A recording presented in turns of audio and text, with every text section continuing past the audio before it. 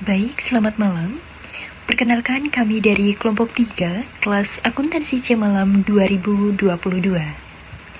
Pada kesempatan kali ini, kami akan mempresentasikan materi mengenai etika lingkungan untuk bisnis. Sebelum melangkah ke materi, kami dari kelompok 3 beranggotakan saya, Nikada Yunita Cahyanti Putri absen 3, dan rekan saya. Perkenalkan, nama saya Niwaya Nadira Alwawana Putri, nomor absen 18. Berikut ini merupakan topik pembahasan yang akan kami sampaikan.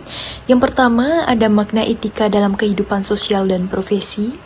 Yang kedua, ada solusi masalah etika profesi.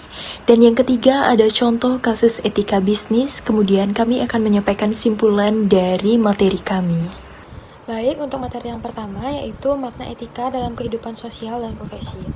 Etika sosial adalah keteraturan hidup yang dijalankan oleh seseorang atau kelompok yang terkait dengan kehidupan dalam kesehariannya, berupa pergaulan dengan beragam contoh lingkungan sosial di sekolah, masyarakat, atau keluarga, sehingga menjadikan hubungan sosial di sini sesuai dengan visi dan misi yang diharapkan.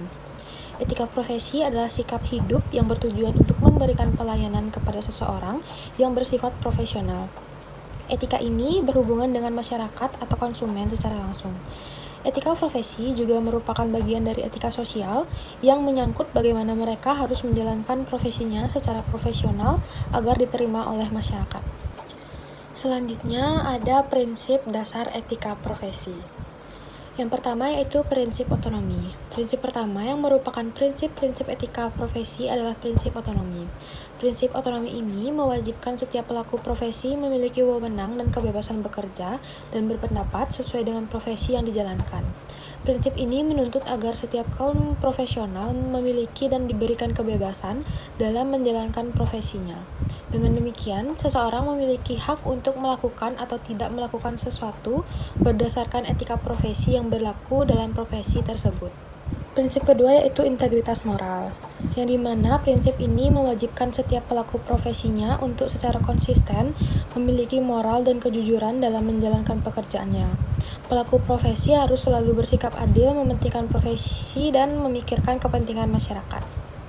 Yang ketiga itu prinsip keadilan, yang dimana harus menjunjung tinggi prinsip keadilan kepada para anggota profesinya dalam setiap pekerjaan yang dilakukan. Prinsip ini menuntut anggota profesinya untuk memberikan pelayanan kepada siapa saja dan apa saja yang menjadi haknya, terutama jika profesi tersebut di bidang pelayanan masyarakat. Dan yang terakhir itu prinsip tanggung jawab, yang dimana dalam prinsip etika ekonomi adalah setiap pelaku profesi harus memiliki kesadaran bertanggung jawab terhadap pelaksanaan dan hasil pekerjaannya. Selain itu, kesadaran bertanggung jawab ini juga berdampak dari profesi itu untuk kehidupan orang lain atau masyarakat pada umumnya. Materi selanjutnya yaitu solusi dari masalah sehubungan dengan etika profesi. Solusi untuk masalah yang terkait dengan etika profesi dapat bervariasi tergantung pada jenis masalah yang dihadapi dan konteksnya. Namun berikut adalah beberapa solusi yang dapat diterapkan untuk mengatasi masalah etika dan profesi. Yang pertama itu ada pendidikan etika profesional. Pendidikan etika profesional sebaiknya dimulai sejak dini, baik di lingkungan formal maupun informal. Materi yang disampaikan harus mencakup prinsip-prinsip etika, kode etik profesi, studi kasus, dan diskusi mengenai dilema etika.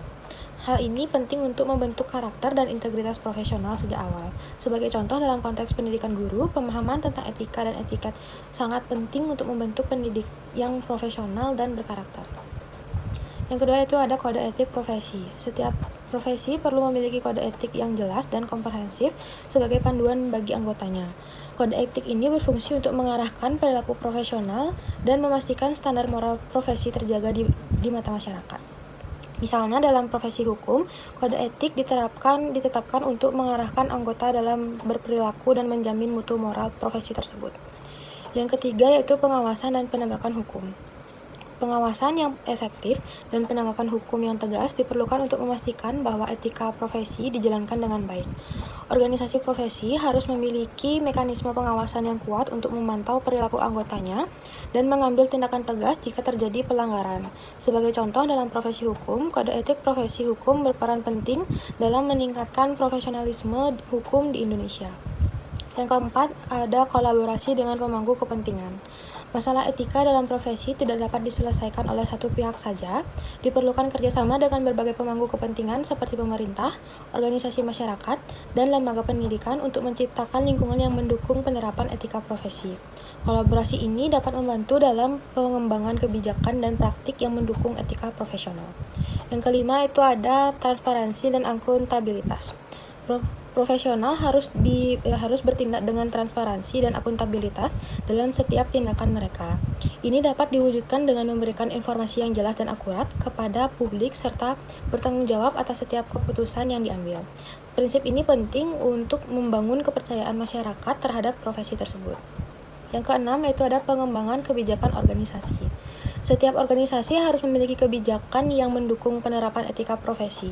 Kebijakan ini harus mencakup prosedur penanganan masalah etika, mekanisme pelaporan pelanggaran, serta perlindungan bagi pelapor pelanggaran. Dengan demikian, organisasi dapat memastikan bahwa etika profesi diterapkan secara konsisten. Yang ketujuh yaitu ada pengembangan teknologi etis. Teknologi dapat digunakan untuk mendukung penerapan etika profesi, misalnya perangkat lunak dapat dirancang untuk membantu profesional dalam pengambilan keputusan etis, atau sistem informasi dapat digunakan untuk memantau perilaku etis anggota profesi. Namun penting untuk memastikan bahwa teknologi tersebut dirancang dan digunakan secara etis. Yang kedelapan yaitu penguatan pemantauan diri. Setiap profesional harus memiliki kesadaran yang tinggi akan etika profesi. Mereka harus mampu memantau diri sendiri dan mengevaluasi apakah tindakan mereka sudah sesuai dengan kode etik profesi. Ini penting untuk memastikan bahwa profesional tetap berada pada jalur yang benar dalam praktik mereka. Dan yang terakhir, penghargaan terhadap praktik etis. Organisasi profesi dan masyarakat harus memberikan penghargaan kepada profesional yang menunjukkan praktik etis yang baik. Penghargaan ini dapat berupa pengakuan publik, promosi jabatan, atau insentif lainnya. Dengan demikian, diharapkan dapat mendorong profesional lain untuk mengikuti jejak tersebut. Dengan memperhatikan aspek-aspek ini, diharapkan penerapan etika profesional dapat berjalan dengan baik dan memberikan manfaat bagi masyarakat luas. Baik, materi selanjutnya akan dilanjutkan oleh Yunita. Baik, materi terakhir itu ada contoh kasus etika bisnis. Etika bisnis diperlukan untuk mencapai kesuksesan perusahaan dalam jangka waktu panjang, baik itu dalam lingkup makro maupun mikro. Berikut ini kami sampaikan betapa pentingnya etika bisnis dalam kedua perspektif tersebut, dinilai dari perspektif makro dan juga mikronya. Baik, dimulai dari perspektif makro, pertumbuhan suatu negara itu tergantung pada market system yang berperan lebih efektif dan efisien dalam mengalokasikan barang dan jasa. Beberapa kondisi yang diperlukan market system untuk dapat efektif diantaranya yang pertama ada hak memiliki dan mengelola properti swasta, kemudian yang kedua ada kebebasan memilih dalam perdagangan barang dan jasa, yang ketiga atau yang terakhir itu ada ketersediaan informasi yang akurat berkaitan dengan barang dan jasa. Jika salah satu subsistem dalam market system tersebut melakukan perilaku yang tidak etis, maka hal ini akan mempengaruhi keseimbangan sistem dan menghambat pertumbuhan sistem secara makro. Kemudian perspektif yang kedua yaitu perspektif mikro. Dalam lingkup ini, perilaku etik identik dengan kepercayaan. Dalam hal ini terdapat rantai relasi di mana supplier, perusahaan, konsumen, karyawan yang akan berpengaruh terhadap lingkup makro tersebut. Kemudian, beralih ke salah satu contoh kasus etika bisnis yang terjadi di Indonesia, yaitu kasus etika bisnis yang melibatkan produk HIT dari PT Megasari Makmur. PT Megasari Makmur adalah salah satu pelanggaran etika bisnis yang cukup terkenal di Indonesia. Produk HIT yang merupakan obat anti nyamuk itu ditemukan mengandung 2 bahan kimia yang berbahaya. Bahan-bahan tersebut dapat menyebabkan berbagai masalah kesehatan seperti keracunan darah, gangguan syaraf, gangguan pernafasan, dan bahkan kanker hati dan juga lambung. Jika ditinjau berdasarkan Undang-Undang Nomor 8 Tahun 1999 tentang Perlindungan Konsumen, kasus ini melanggar beberapa pasal dalam undang-undang tersebut yang salah satunya berkaitan dengan etika bisnis yaitu pasal 7 ayat 2 yang berbunyi, memberikan informasi yang benar, jelas dan jujur mengenai kondisi dan jaminan barang dan atau jasa serta memberikan penjelasan penggunaan, perbaikan dan juga pemeliharaan. Adapun motif utama pelanggaran etika bisnis dalam kasus HIT adalah kekurangan transparansi dan tanggung jawab dari PT Megasari Makmur terhadap kesehatan konsumennya. Berikut ini kami sampaikan beberapa poin penting, diantaranya yang pertama, ada penggunaan bahan kimia berbahaya. Produk HIT mengandung bahan kimia berbahaya yang dapat merusak kesehatan manusia. Yang kedua, ada kurangnya informasi yang jelas. PT Megasari Makmur tidak memberikan informasi yang jelas dan lengkap mengenai bahan-bahan berbahaya yang terkandung dalam produknya. Yang ketiga, ada tanggung jawab perusahaan. Perusahaan bertanggung jawab atas segala tindakan yang dihasilkan oleh kelompoknya, bukan hanya individual saja. Yang keempat, yaitu dampak kesehatan. Banyak kasus keracunan dan gangguan kesehatan yang disebabkan oleh penggunaan produk HIT tersebut. Dengan adanya pelanggaran etika bisnis, maka penting bagi pelaku bisnis untuk memahami lebih dalam terkait dengan langkah-langkah untuk menciptakan etika bisnis. Dalimunte tahun 2004 menyatakan beberapa langkah-langkah untuk menciptakan etika bisnis, diantaranya yang pertama ada pengendalian diri. Pelaku-pelaku bisnis mampu mengendalikan diri mereka masing-masing untuk tidak memperoleh apapun dari siapapun dan dalam bentuk apapun. Hal ini bertujuan untuk menghindarkan pelaku bisnis dari kasus suap. Yang kedua, yaitu pengembangan tanggung jawab sosial. Pelaku bisnis di sini dituntut untuk peduli dengan keadaan masyarakat, bukan hanya dalam bentuk uang saja, dengan menjalankan atau memberikan sumbangan, namun melainkan lebih kompleks lagi. Yang ketiga, yaitu ada mempertahankan jati diri. Mempertahankan jati diri tidak mudah untuk terombang-ambing oleh pesatnya perkembangan informasi dan teknologi, merupakan salah satu usaha untuk menciptakan etika bisnis. Yang keempat, menciptakan persaingan yang sehat. Persaingan dalam dunia bisnis perlu untuk meningkatkan efisiensi dan kualitas, tetapi persaingan tersebut tidak dapat mematikan yang lemah dan sebaliknya harus terdapat jalinan yang erat antar pelaku bisnis besar dan golongan menengah ke bawah. Yang kelima, yaitu menerapkan konsep pembangunan berkelanjutan. Dunia bisnis seharusnya tidak hanya memikirkan keuntungan hanya pada saat sekarang, tetapi perlu juga memikirkan bagaimana dengan keadaan di masa datang. Berdasarkan hal tersebut, pelaku bisnis dituntut tidak mengeksploitasi lingkungan dan keadaan saat sekarang semaksimal mungkin. Yang keenam, itu ada menghindari sifat 5K, yaitu kata BLC, kong kali kong, koneksi, kolusi, dan komisi.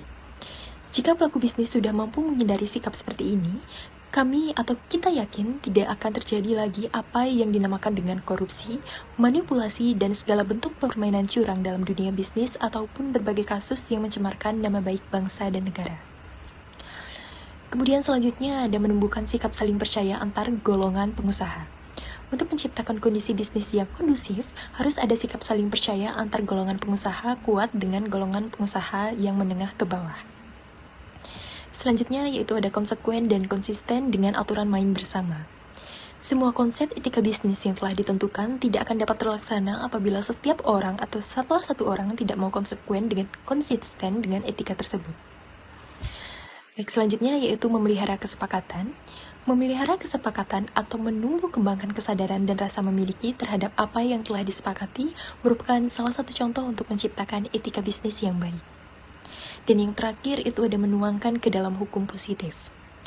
Perlunya sebagian besar etika bisnis dituangkan dalam suatu hukum positif yang menjadi peraturan perundang-undangan dimaksudkan untuk menjamin kepastian hukum dari etika bisnis tersebut seperti proteksi terhadap pengusaha lemah. Berdasarkan pemaparan materi kami, dapat kami simpulkan, membangun dan menjalankan bisnis dengan etika bisnis yang baik merupakan berbisnis dengan menerapkan aturan-aturan umum yang menyangkut moral, kontak sosial, hak-hak dan kewajiban, prinsip dan aturan lainnya. Khususnya etika lingkungan dalam bisnis tidak hanya soal tanggung jawab moral, namun juga strategi yang cerdas untuk memastikan keberlanjutan bisnis dan kelestarian bumi. Bisnis memiliki kewajiban untuk menjaga kelestarian lingkungan dengan cara mengurangi dampak negatif operasionalnya seperti polusi, deforestasi, dan pemborosan sumber daya alam. Prinsip keberlanjutan harus diterapkan dalam setiap aspek bisnis. Dengan berfokus pada pengelolaan yang ramah lingkungan, perusahaan dapat memastikan kelangsungan usahanya dan memperkuat reputasi yang positif. Dengan menerapkan etika lingkungan yang baik, tidak hanya menguntungkan planet ini, tetapi juga membawa manfaat yang jangka panjang bagi bisnis, seperti penghematan biaya, peningkatan loyalitas pelanggan, dan akses ke pasar yang lebih luas dan mendukung inisiatif hijau. Demikian penyampaian materi kami mengenai etika lingkungan untuk bisnis. Mohon maaf apabila terdapat penyampaian yang kurang berkenan. Terima kasih dan selamat malam.